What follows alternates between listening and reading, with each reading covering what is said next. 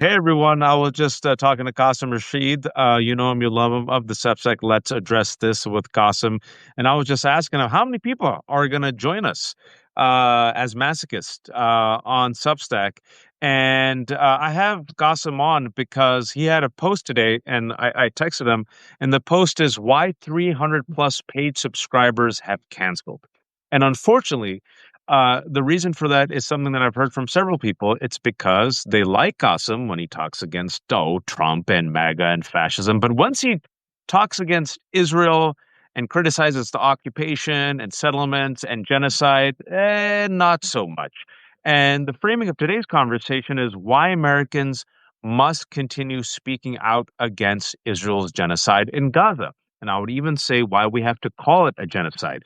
And this is on the heels of, I mean, every day is a horror story, but the news that came out that the Israeli military has essentially debunked this big lie that the Israeli government has been saying, that Hamas has been stealing humanitarian goods and aid, which is why they had to impose this blockade. And the Israeli military is like, actually, no, Hamas has not been stealing it, which corresponds to what international humanitarian agencies have been saying.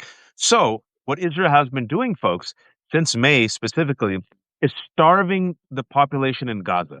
And children have died this week. You've seen the photos. And not only has it starved the population of Gaza, since May, these Palestinians who are already starving, who are occupied in Gaza, a concentration camp, when they go to these humanitarian sites, these food aid sites, the IDF said, according to Haaretz, an IDF soldier said they were commanded by their leaders to shoot at the unarmed civilians who had gathered at the food aid distribution sites.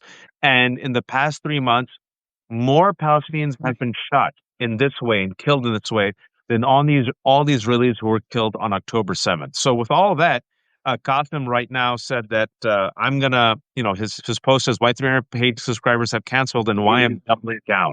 So, Qasim, talk to us about what happened, how you found out that 300 plus people canceled, which, by the way, folks, for those who don't know, it's a lot of money. You know, we're independent. That goes a long way. And why you decided to double down. Tell us the story. Well, thanks for framing it properly, Wajahat. And thanks for always lending your platform to have these kinds of conversations because there's not very many people who are willing to have these conversations and call a genocide a genocide. As a Substacker, you know, Substack does one thing really well. They do a lot of things really well, but one thing I like is that they give you details and feedback on why people are subscribing and why they're unsubscribing. And when people unsubscribe, they actually get a survey where they can tell you what upset them. And some folks said, you know what, I couldn't afford it. Some folks said, I decided not to renew for a number of reasons. And they're all valid. There's no invalid reason in that standpoint, especially when it comes to finances. I'll tell you, the ones that stung, though, were the ones that kept on repeating, I don't appreciate your stance on Gaza, or it's not a genocide, or it's anti Semitic to be critical of what Israel is doing. And that stings for a number of reasons because what we focus on as human rights lawyers, what we focus on as activists, is upholding justice in all matters.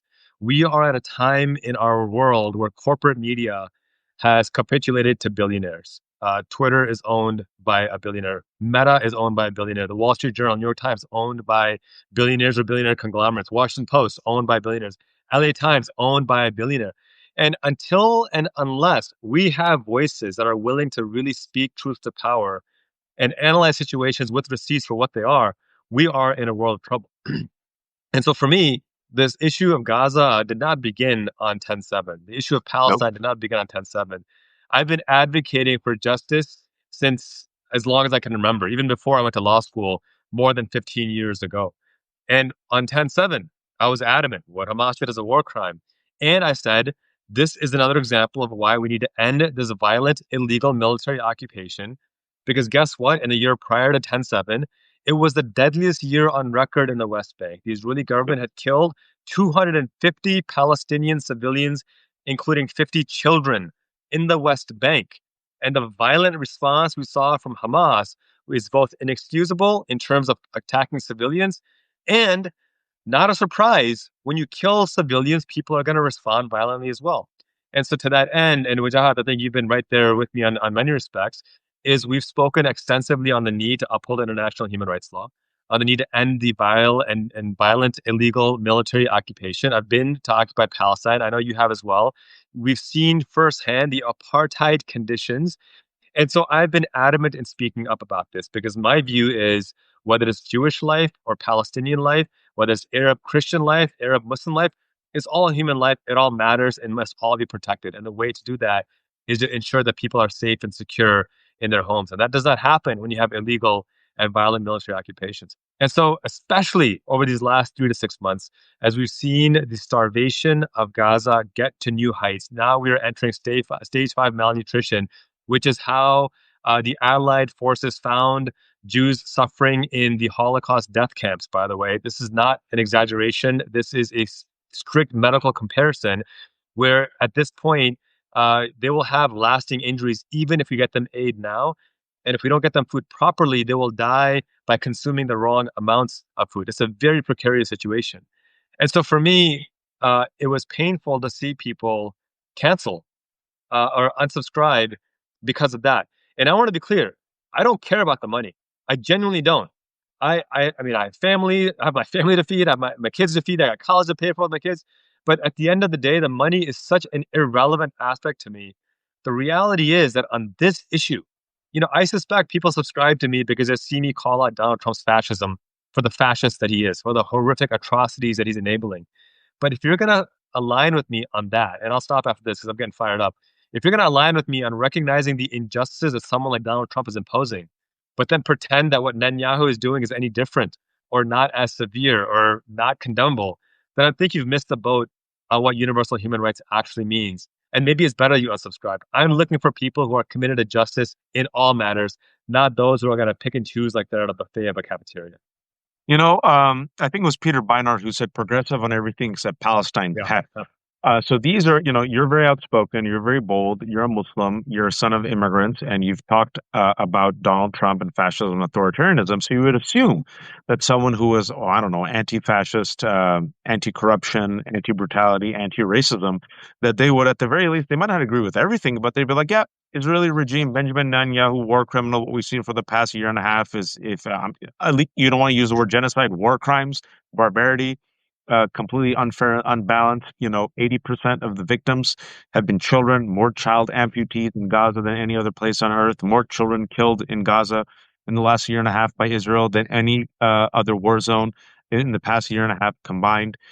Since May, like we mentioned, like you said, phase 5 starvation, where children are literally dropping dead, hospitals bombed, Yeah. refugee camps, churches bombed, mosques bombed. Lancet says that the the count of 60,000 people who have been killed, mostly civilians, by Israel, it's an undercount. The Lancet, the medical journal, says there'd be probably 40% higher, right? And we're not even talking about the amputees and the permanent damage, right? Like you mentioned. And one would look at this and say, yeah, I can ride with Gotham on this. Why do you think this is where so many progressives and liberals in America have decided? And it's changing, folks. I mean, we'll talk Yeah. about that, the changing demographics. But why do you think so much of the older guard it says, nope, I can ride with you for so long, but I can't ride with you on this. I, I, I can't get into their heads with Jihad. I've thought about this long and hard as to why this is some magical red line. It doesn't make any sense to me whatsoever. I will say this though, that um, when people like Dr. King talk about injustice anywhere, the threat to justice everywhere, I want folks to understand there is no difference, none, between the concentration camp that Netanyahu is building in Rafah right now, with U.S. tax dollars, by the way, and the concentration camp that Donald Trump is building in Florida, the so-called alligator Alcatraz, with U.S. tax dollars. It's the same concept.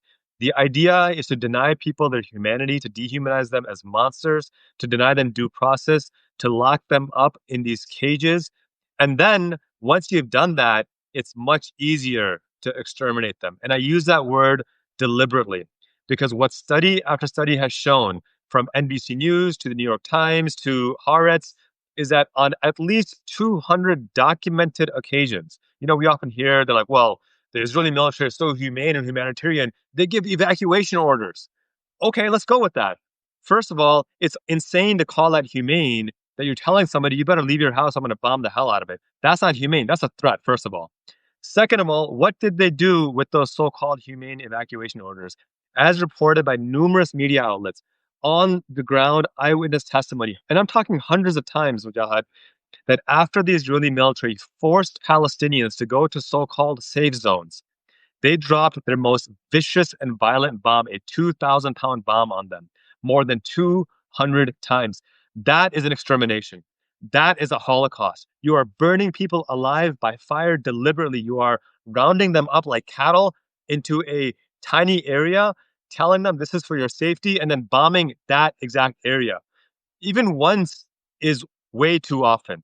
But to do it hundreds of times, that's not incompetence, that's malice. Either way, it's a war crime. Either way, it's intentional at that point, and that's why we call it genocide. And the silver lining, it's sad that it's taken this much murder to get to this point, but the silver lining is we are seeing the tide turning. People are waking up, and I think the last poll I saw was that 54% of Democrats, at least, are now in favor of the of Palestinian justice and safety, as opposed to this excuse that, well, Israel's just defending itself. No, I'm sorry. Starving children to death is not self-defense. It's genocide. Netanyahu is admitting now that he deliberately did this. He lied about Hamas magically stealing aid. I mean, my God, when Cindy McCain, Yeah, that good you call. know, the widow of the most pro-Israel senator probably in existence. He's older than Israel itself. When Cindy McCain is saying, "Hey, this is a lie.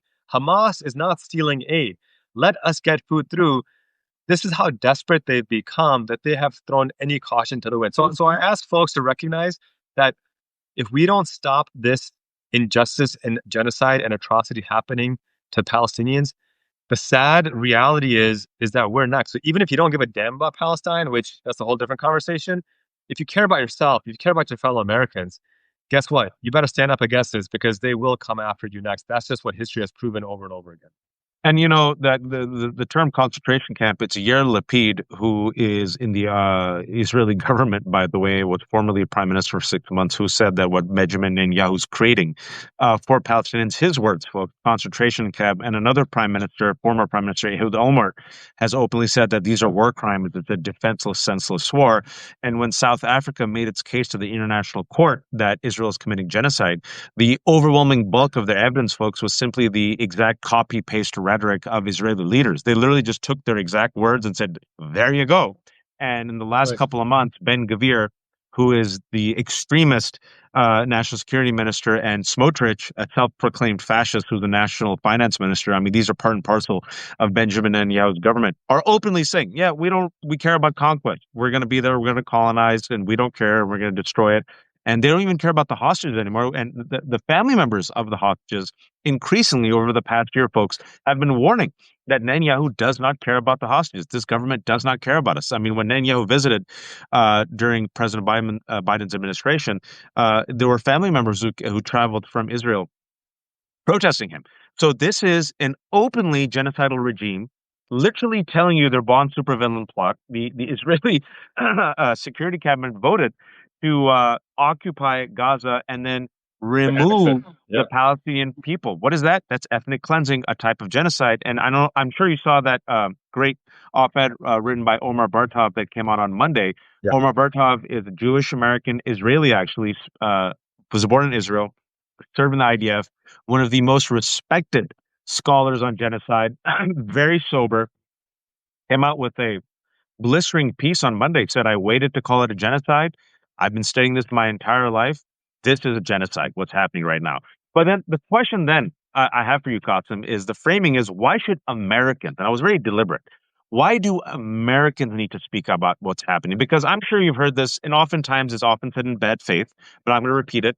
Well, man, look what's happening in to the Rohingya. Look at what's happening in Myanmar. Look what's happening in Sudan. Why always pick on Israel, and why are so many American activists always just railing against Israel?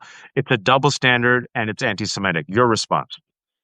Uh, First of all, we are speaking up about the Rohingya and about Sudan and about the Uyghurs, about the Yazidis. And I can say this about you, which is I followed your work closely for over a decade. You have spoken about all these issues, as have I, as have so many of the other colleagues that we respect and admire, who are Muslim, Christian, Jewish, atheists, all speak up about these issues. So the first framing that, well, you're only focusing on this it tells me you're actually telling a lot about yourself because it tells me that you haven't been paying attention to other work that we've been doing in this space. That's one. Two, there is a uniqueness here that we need to recognize. And that uniqueness is that our tax dollars are funding this. Our politicians are funding this. Our arms made here in the United States at Lockheed Martin and Northrop Grumman and all all these defense contractor corporations are the ones that are selling these weapons to the Netanyahu regime, enabling this, getting intel, working part and parcel. Anthony Aguilar, a retired lieutenant colonel of the U.S. Army, just gave a painful and Mm. powerful interview on the BBC where he said that I went there as a contractor to work with the IDF, and I saw the IDF be ordered as a matter of routine protocol to open fire at civilians. I saw them use tanks to open fire at unarmed civilians. These are war crimes. Now, when a retired lieutenant colonel is saying this, take him seriously. This is eyewitness testimony. Well, We even should then, respect Qasim, that. he said I fought ISIS and Al Qaeda, and this was worse. That's right.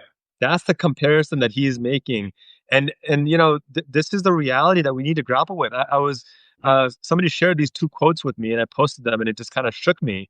There's a horrifying quote from Hans Frank, the Nazi governor in occupied Poland, his diary entry where he says, "quote that we sentenced 1.2 million Jews to die of hunger should be noted only marginally." This is a fascistic comment that this Nazi made during the Holocaust. And then you compare that to Smotrich, Israel's finance minister, who just recently said it may be just and moral to starve 2 million Palestinians. Tell me what's the difference. Help me understand how it's any different in their justification whatsoever. And so for us to on one hand say never again, and then watch it happen live streamed right on our iPhones and our Androids, if you're for one of the Android people out there. It's a moral obligation for us to speak up on this. This is to me, this is not a Jewish versus Muslim thing. This is not Absolutely not. a religious war. I mean, they just bombed the Catholic Church that Pope Francis called every night when he was alive, God rest his soul, and injured the priest of that church, killed two Palestinian Christians. This is not a religious war. This is genocide. These are war crimes. And again, I just want to reiterate this point, Wajahat. Folks need to understand that this violence will not simply stop over there. These violations of human rights will not simply stop, over there.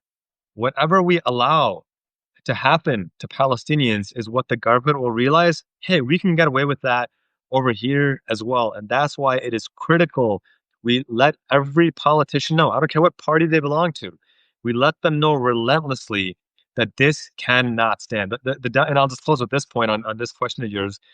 The Democratic politicians coming in right now saying, hey, the starvation is bad. We should really do something about it, while not naming Netanyahu, while not acknowledging the fact that they funded Netanyahu, that they keep giving him unlimited arms. I'm sorry, you're complicit, and you need to own that, and you need to change the tune now, because every single moment you waste, another child is starving to death, a preventable death.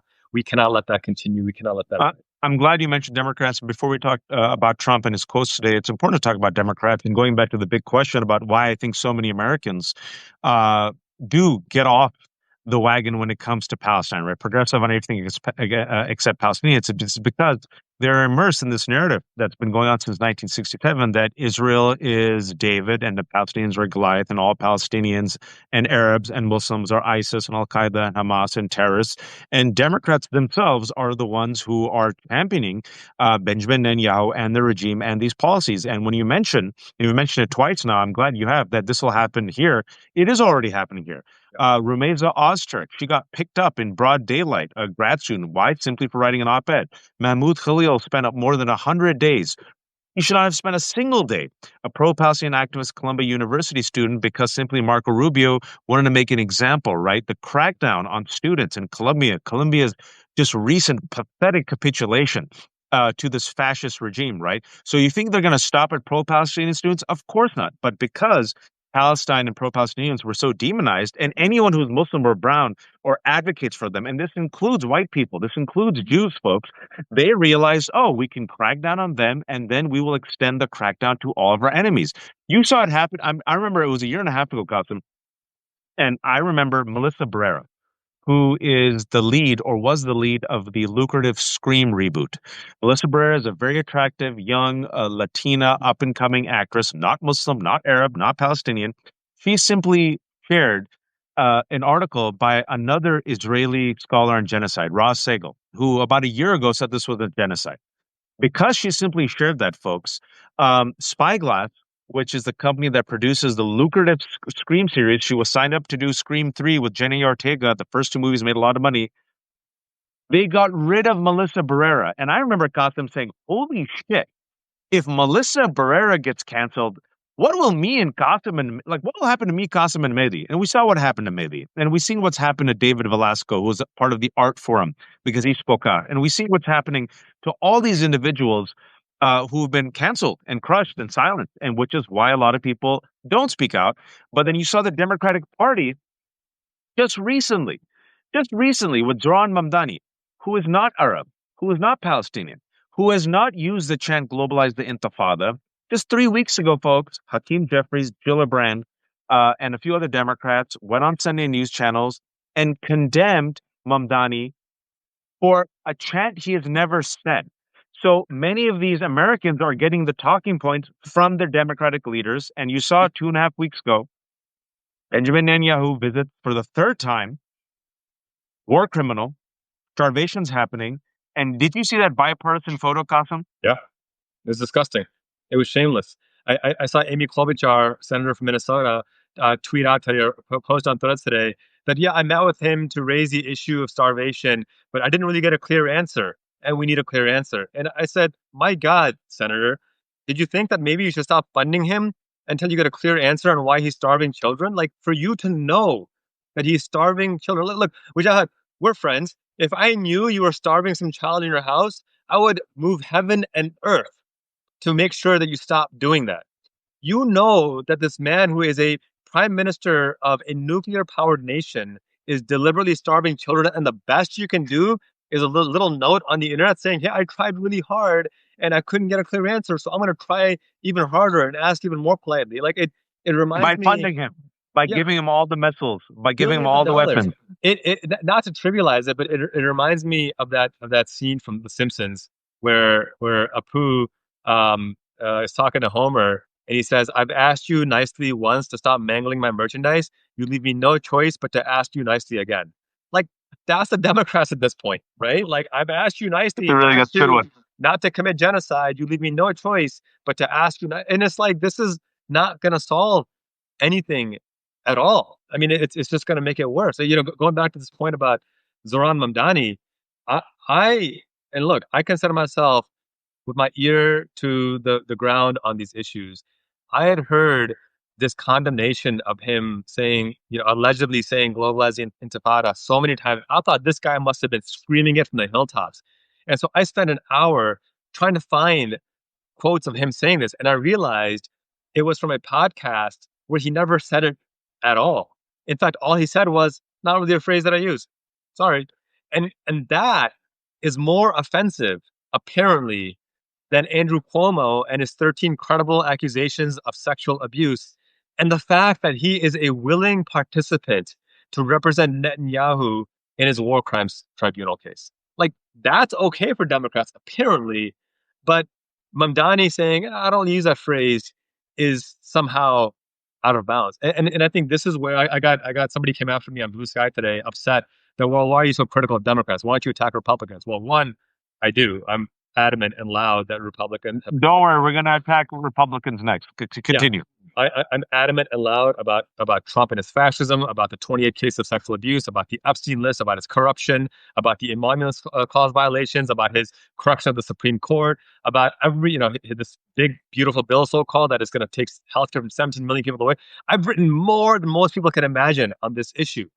But guess what?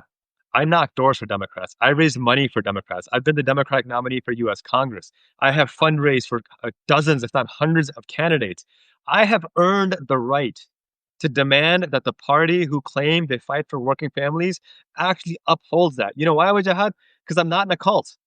I'm not That's in a right. cult. I don't wear a stupid blue hat that says vote blue no matter who. I vote for people who are going to uphold justice. And if they're not going to uphold justice, you damn well better believe that I'm not volunteering my time and my money just for the fun of it. I'm doing it because I demand accountability. That's why I'm critical of Democrats. And if you can't criticize your party, then I'm sorry, you got no right to criticize Republicans for being silent when their party becomes fascist as well. And furthermore, you're trying to help the Democratic Party because the Right. latest poll came out that have the lowest favorability rating in 30 years. That even though Donald Trump is underwater, you know who's more underwater? The Democratic establishment. And in the past year and a half, we have seen a complete radicalization of the base, something that I only seen once before in my life, and I've said this to a whole bunch of folks. The only time I've seen such a remarkable swing on an issue was between Obama's first term and second term when it came to marriage equality and gay Yeah. marriage. You've seen this happening on Gaza. The entire youth around the world, especially in the United States of America, has shifted, folks. It's not just the left, but also the right. Within the right, folks, there's America First movement saying, why is our money going to Israel? Why are we supporting war crimes? You're seeing Theo Vaughn, Joe Rogan. You're seeing people like Tucker Carlson, Marjorie Taylor Greene. Also, there's anti-Semitism driving it, but still, there's a break. Nick Fuentes, the Nazi, Candace Owens. So this is a problem now, even for the Republican Party, where a lot of people are saying, why the hell are we fighting Israel's wars on its behalf? Why did Donald Trump unilaterally strike Iran? Why are we giving billions of dollars of our aid to a country which has socialized medicine? Why am I seeing children being killed for the past year and a half, a genocide live stream? And then you would think there's a wide open lane here, Qasim, for Democrats. Your base has been telling you for 6 months, we don't want this. And Chuck Schumer says, let me take a photo with Netanyahu. So it's also ideological. And I think Yeah. speaking about the Democrats and the Republicans, we have to be honest here, folks. We don't bend the knee. What this starvation of Palestinian children, this genocide, this extermination, there are two administrations to blame. The Biden administration, because what we know now and like what we said for the last year is Biden knew what was happening. Netanyahu crossed every red line, and to quote your Apu quote, ah, I'm going to hold you accountable by giving you more, right? He let Netanyahu cross every red line, and you saw Biden, a man with trademark empathy, just has no empathy for Palestinians. Even people close to him said that that old generation of leaders, Clinton and Biden, they just don't. They just do not have that level of empathy with Palestinians and Muslims. For some reason, he has this wet dream about Gilda Meir that like sustains them to this day, right? And then you see Donald Trump who continued the genocide, right? And I'm sure you saw that meeting today where, like an arsonist, he's taking credit for burning down the house and his new trade deal, which makes everything worse. There's two quotes. A reporter asked him, "Should Israel be doing more to allow food in Gaza?" And Trump, because he's dying before us, say it. Should Israel be doing more to allow food in Gaza? What is she saying? Should Israel be doing more to allow food in Gaza? You really at least want to have somebody to say thank you. No other country gave anything. We gave $60 million for Gaza. He's also lying because he does not talk about the fact that we cut spending through USAID. We cut spending through United Nations relief works.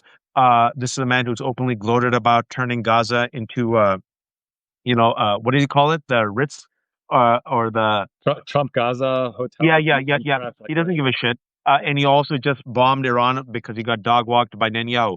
Another reporter asked him, what do the images of starving kids in Gaza make you feel? He's the president of the United States. Just lie.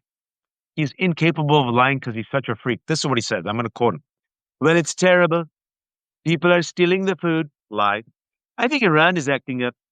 Venezuela is acting up in a different way. They continue to send people that we rebuff to our border. Your response, Gossip. Yeah, I mean, this is it's unhinged. It's sociopathic. And I'll add one thing to your point. He's incapable of lying when it comes to cruelty. He will always be the most cruel possible. When it comes to integrity and honesty, he will lie through his teeth. We're seeing that with the Epstein files right now. But when it comes to cruelty, he will always find a way to be as cruel as he possibly can. I mean, one, this is another failure of corporate media. For they Absolutely. sure wrote plenty on Biden failing and Biden's cognitive decline, but I've yet to see any kind of sustained movement of information or journalists asking him to address his cognitive decline, his health decline. These kinds of insane, absurd Windmills. Windmills, Qasim. windmills, right? I mean, that the climate change is a Chinese hoax, just nonsensical stuff. So this is again, it goes back to why it's so important that we're investing in researchers, in journalists, in lawyers, and scholars who are addressing these issues in a way that actually gets you the facts at hand. And kind of to circle back to what started this conversation, it's why I'm unapologetic about condemning the genocide that's happening in Palestine right now. Because I know I have to look in the mirror, and I don't care how much money I have in my account or don't. I could have Right. $1 million, I could have $0. If I can't look at myself in the mirror, it doesn't really matter. And I need to know. There's a quote by James Baldwin I think about all the time. And you're a father. Your kids have gone through health struggles. My kids have gone through health struggles. There's a quote by James Baldwin that I think about all the time, where he says, "The children are ours, all of them, all over the world." And I'm beginning to think that whoever can't understand that is incapable of basic morality. And that's really the point here, guys, that, these Palestinian children, they are our children. You have to see them as our children. And that's why you have to speak up. And so my message that I sent out in my article today was that, look, I have two options. I lost a significant chunk of my paid subscribers, and I have two options. I could either, say, I've got bills to pay. Let me tone this down because I've got to look out for my family. Or I can look in the mirror and say, your father, your mother raised you better than that. You need to speak up with integrity. And so I can double down. And that's what I did. I said, listen, to anyone who's a paid subscriber right now and thinks that I'm going to be silent on the genocide or on the dehumanization of any community, not just Palestinians, any community, then you can block me now. You can unsubscribe me now. You can cancel me now. You can report me now. People have filed bar complaints against me, Wajahat. I'll be talking about that in the future. People have filed bar complaints to get me disbarred for calling out this fascism. And guess what? I'm doubling down. I will quadruple down. I will quintuple down. I will not be silent on this in even the slightest iota of a manner because I need to be clear on my values. And that is that unlike the corruption we're seeing in corporate media, unlike the corruption we're seeing in so many politicians that are driven by the almighty dollar, I'm driven exclusively by what is right for basic justice and basic humanity. And if that's the kind of advocacy you want, I hope to have your support. And I think you and I both share the sentiment that while we do welcome paid subscribers, none of our content is behind a paywall on purpose because we want this to be accessible to all people. That's the kind of world I want to create where people can genuinely invest, knowing full well that they are getting authentic, verifiable facts. That's how I'm going to sleep at night, not because I have money or don't have money, but because I know I spoke up for marginalized communities and that will never stop. And Qasim lost more than 300, so I said let's try to give him the 300 that he lost with this conversation. But also, you and me, Qasim, we believe in God, and I know many Right. people don't. I know some people do, and I always think, there's a saying in Islam, folks. Even if you're not Muslim, just cultural education. Risk, it's an Arabic word, Rizq, risk. It means sustenance. And it means sustenance comes from the creator. No matter what someone does to try to remove your sustenance, what's meant for you will come for you. And that's like been the guiding light of my life because, my life compared to so many others, especially those in Palestinians, we're so privileged. But speaking out for the past year and a half as a man who's been boycotted for 10 years, I have lost so many opportunities the last year and a half, right? It didn't matter. Me simply speaking out against Israel made me lose so many opportunities, so many speeches at the last second where people straight up told me, they said, and they apologized. They said one person complained, one person higher up complained, one person saw your tweets. I tweeted an article in which somebody called it a genocide. And at the last second, I was supposed to go educate a bunch of judges and lawyers in New York who wanted talk about the rising Islamophobia and anti-Arab bigotry in the last year and a half. And they said one person complained. So, there's so many numerous examples, not just of Palestinians, Arabs, and Muslims who've been through this, but a lot of just allies, period, Jews, white folks who have spoken out, who have lost opportunities, right? A chilling effect. But again, I said, you know what? I have to speak out. I've been poor before, inshallah. Allah will find a way. I'll find a way, right? And especially compared to starving Palestinians, I can't complain, right? So I'm like you, 10 toes down. Whoever wants to ride with me, you ride with me. And if you're not going to ride with me, I wish you the best. Inshallah, come back in the future. The door will always be open. And this is where I wanted to ask you this question because so many people, well, let's be honest, Qasim, in positions of influence and power, whether it's think tanks, media, government, they saw what we were seeing for the past year and a half and they were complicit. They cheerlead. They called us anti-Semite. And I've talked to a few folks who said they've turned in the last 2 months. And I said, what made you turn? And they said just the image of seeing these starving children. And now they've come out. So I ask you, you always want to expand the tent. But here's Sarah Kendzior, who's always been on the right side. About an hour and a half ago, here's her post on Blue Sky, and I want your response. First one was kind of snarky. She goes, quote, have the fascism, genocide, and man-made famine scholars finally started speaking out on Gaza, or are they still quiet? I don't expect much of people, but their near 2 year silence on the very sort of atrocity they study for a living is revolting. A betrayal to scholarship, but really to morality. She continues. Scholars are not obligated to speak out on every issue, but when, one, it's your area of expertise, and two, your country funds it, you do have an obligation. Students risk their safety and futures to protest, while tenured professors and famed pundits stay silent about murdered kids. Maybe they simply approve. Your response. I mean, she's extraordinarily eloquent and thoughtful in her analysis, and she's exactly on point.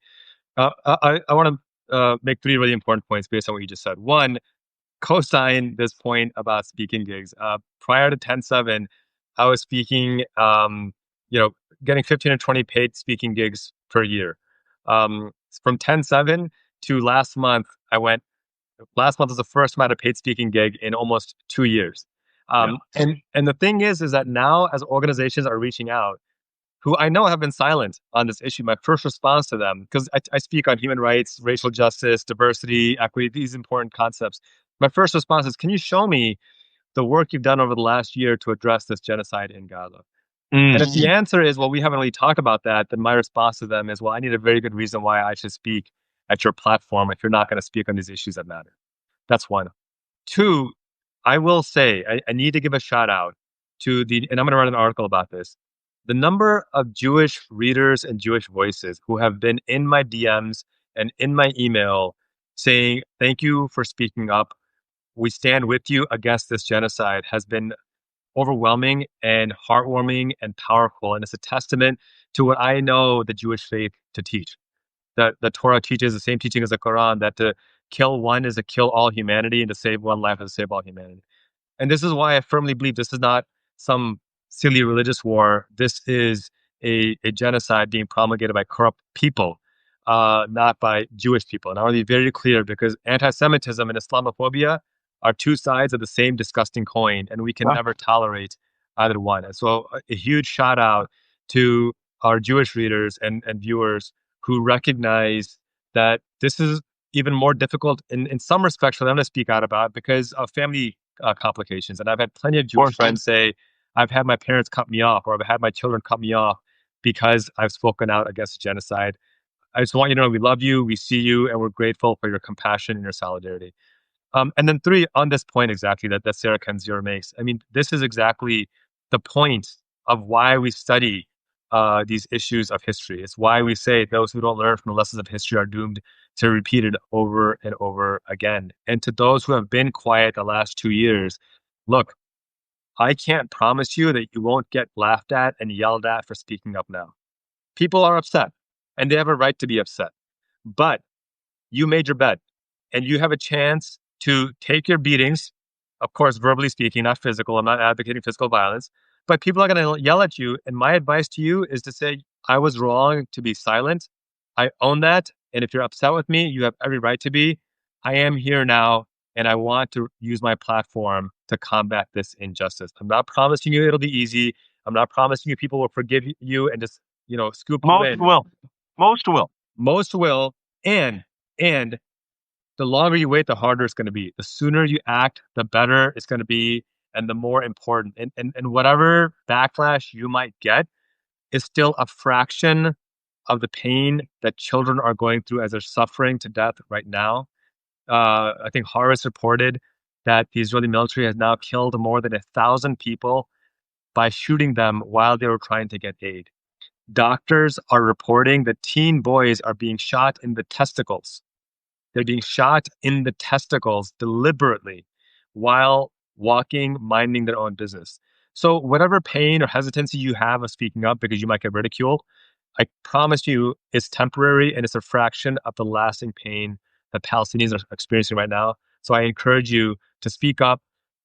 Reach out to me, reach out to Wajahat. We'll find a way to work with you to speak up on your platforms, on our platforms. but don't be silent. You need to speak up. Of the people who have starved to death in Gaza since the beginning of the war, 80% are children, Right. reported by UNICEF. 60,000 people have died, mostly civilians. The Lancet says that's an undercount, most likely 40% higher. Highest rate of child amputees in the world is in Gaza. More children have been killed in Gaza by Israel than all the children killed in all the war zones combined. Yep. Right now, as Qasim told you, for those who are joining us late, it's phase 5 starvation. People are dropping dead. From Monday, Tuesday to Wednesday of this week, 22 Palestinian children died of starvation. All of this was preventable. This was due to Israel's blockade. And as Qasim just said, the 1,000+ people who have died at food aid distribution sites, the starving Palestinians, once they came to the food aid distribution sites since May, IDF soldiers picked them apart, literally sniped them. And Haaretz, a couple of weeks ago, did a report quoting these soldiers, and the soldier says that they were commanded to do it by their leaders, and they called it, quote, a killing field. It is happening with our taxpayer dollars, and the reason why Americans have to speak out is because if America stopped funding, if Donald Trump picked up the phone, folks, and said, cut it out, or I'm going to cut you off, overnight, not overnight, immediately it would stop. It's happened before in the past. Ronald Reagan, when Israel invaded and did war crimes in Lebanon, he saw the images of destruction that were happening, which were just a fraction of what we're seeing. He picked up the phone, called the prime minister, said, I'm seeing a Holocaust right now. The prime minister of Israel said, with all due respect, I know what a Holocaust is. Reagan said, you better cut it off right now. 20 minutes later, the prime minister of Israel called him and said, okay, we're going to stop. Eisenhower did it also, right? Republican presidents in the past have done it because Israel needs U.S. cover, diplomatic cover, weapons, and aid. Without the world superpower giving Israel weapons, missiles, and diplomatic cover, Israel cannot continue, folks. Which is why so many people, when they say, well, how come you don't triple down on the Uyghurs or Rohingya or Sudan? Again, like Qasim, I've talked about it. I'll continue talking about it. But I think the reason why so many American Muslims, American Arabs, American Jews, American allies talk about this is because we know that in this democracy, no matter how flawed it is, our voice and our votes can influence our government to stop Israel. Like we can actually do something here and we can end this genocide, which is why we need everyone to speak out. And folks, Qasim's right. You're going to be on the losing side of history. This is like what happened to South Africa in the 80s when people woke up to apartheid. This is apartheid plus occupation plus a genocide. And the shift, look at the numbers in Pew, CNN, and Gallup. I have never seen such a remarkable shift in my life. Young people are done with it. Israel has lost the culture, has lost the youth, has lost the story and the majority. Qasim, before I let you go real quick, my Android Samsung has some glitches with Substack. So right now it says that we're going live, and I can't see any comments, and it says I have 0 viewers. How many viewers do we have? I have no idea. Well, this is why you should switch to Apple and come to the true religion, first of all. Second of all, we have over 1,000 viewers, which is amazing. The comments On a Sunday. are on fire with amazing, compassionate people talking about the need to speak up, about people saying they're going to start speaking up. It's inspiring. I can't wait to read these comments after we post this and respond as many. Can you give a shout out to some of our viewers? Because I usually try to, but I can't see anything right now because of the glitch. Thanks so much, folks. Eileen is speaking out. Agent 99 is speaking out. Real Valentine's talking about Trump being a fascist. The list goes on and on. Andrea Wonderful. Brecker is speaking up about how she's tried to get President Biden to do something, but he wouldn't listen. Cecile is speaking up about the importance of speaking up for Gaza. I mean, the list just goes on and on. It's hundreds. Guys, and listen, you need wins in life. Yeah. Today on Sunday, Chris Van Hollen, senator, came out, literally called Israel a liar. Said, look, Israeli army is saying that the Israeli government is lying about Hamas stealing the aid. Israel needs to release the aid. Israel is under so much pressure that just yesterday they said, fine, we'll release some aid, because now France is pressuring them, the youth is pressuring them. Folks, you have Ro Khanna coming out saying we need a changing of the guard. You got AOC, you got Mamdani. The times there are changing. And so these elected officials, I know cynicism and apathy is rampant, but they see, oh shit, We've lost an entire generation. We're losing some boomers. We're losing some Gen Xers. People do not want to support or fund a genocide. Oh my God, we're losing some MAGA folks. If you listen to some MAGA folks, it's fascinating.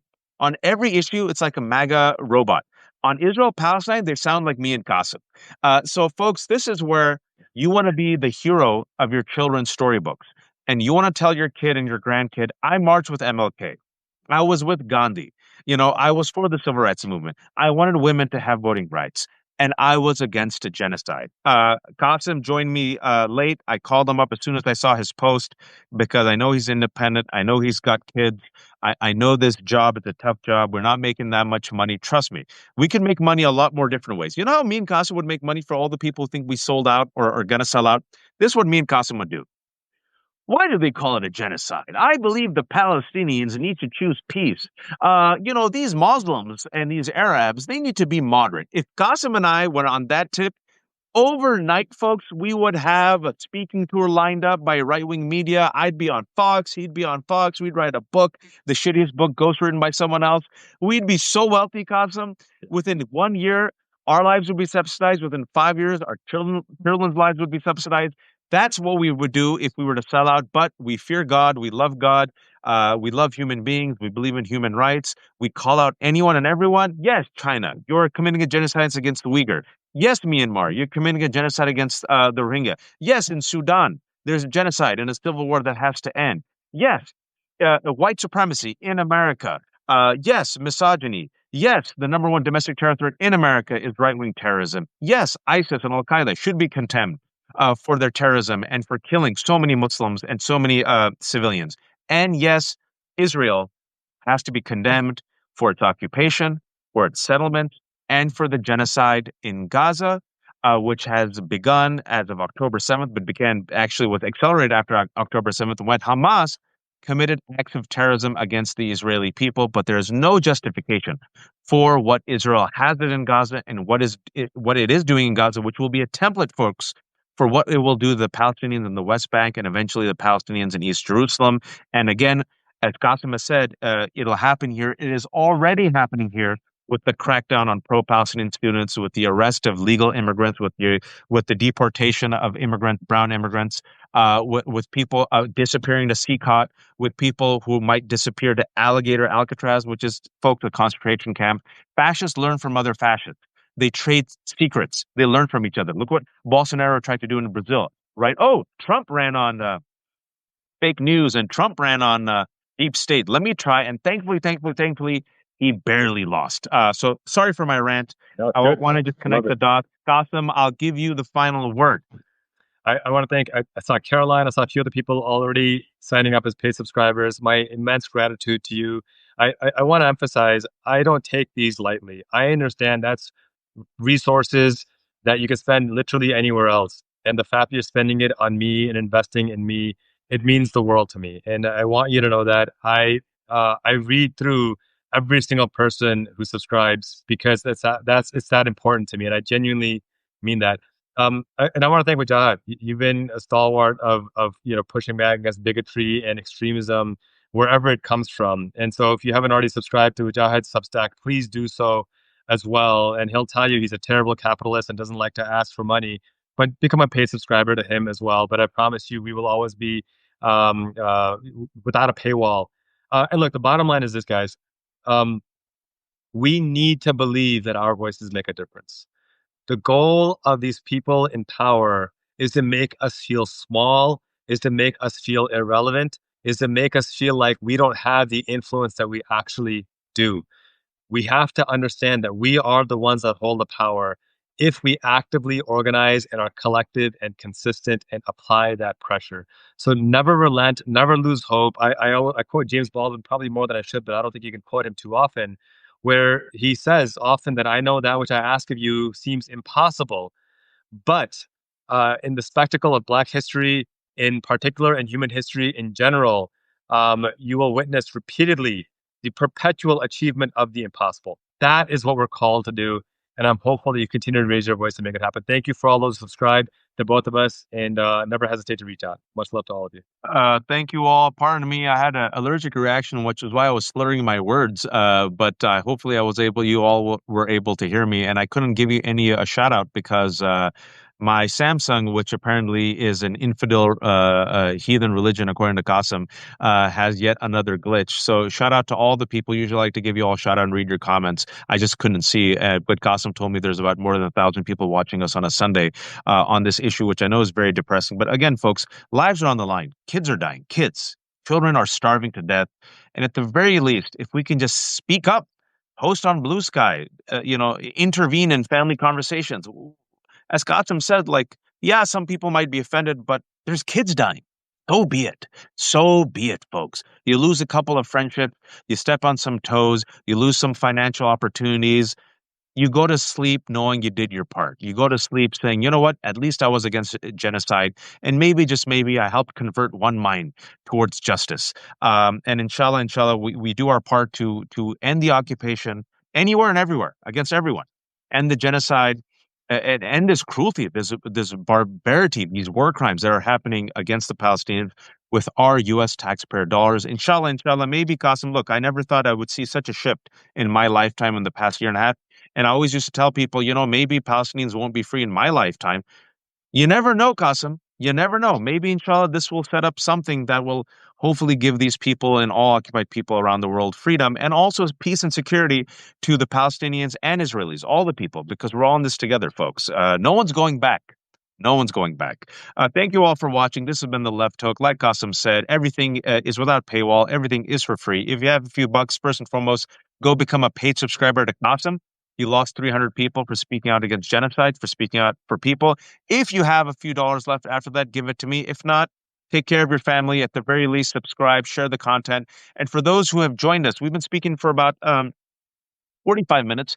Our entire conversation will be up in about 15, 20 minutes on my Substack and Cosmos Substack with a transcript. If you find it useful, send it to your friends who still don't care or are apathetic. Maybe this might change their mind. Be kind to each other, be empathetic, and please, oh, please don't be a fascist. Take care, Qasim. Thank you. Assalamu alaikum.